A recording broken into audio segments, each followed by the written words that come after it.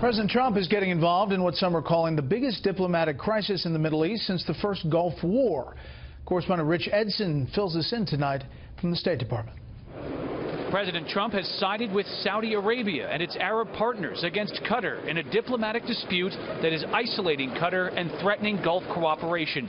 Saudi Arabia, the United Arab Emirates, Egypt, Bahrain, and others have cut diplomatic ties over what they say is Qatar's support of terrorist groups. The president tweeted, quote, "During my recent trip to the Middle East, I stated that there can no longer be funding of radical ideology. Leaders point to Qatar. Look. So good to see the Saudi Arabia visit with the king and 50 countries already paying off. They said they would take a hard line on funding extremism, and all reference was pointing to Qatar.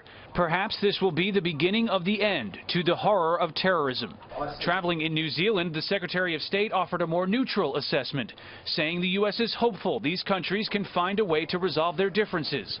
As to the president's tweets, the president has his own unique way of communicating with the American people and the world.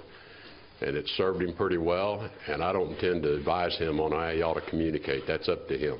Qatar argues these countries are trying to blunt its regional influence and that it supports popular democratic movements in the Middle East. We recognize that Qatar continues to make efforts to stop the financing of terror groups.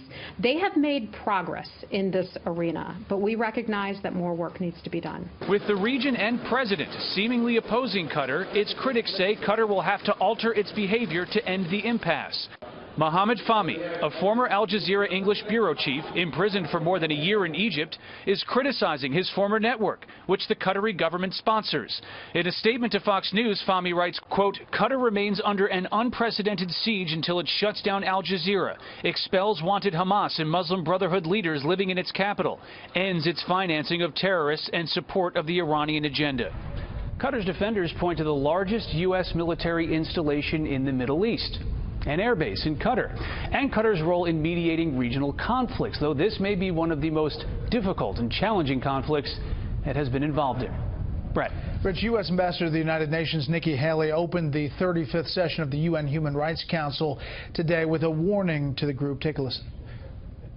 As you know, the United States is looking carefully at this council and our participation in it. We see some areas for significant strengthening.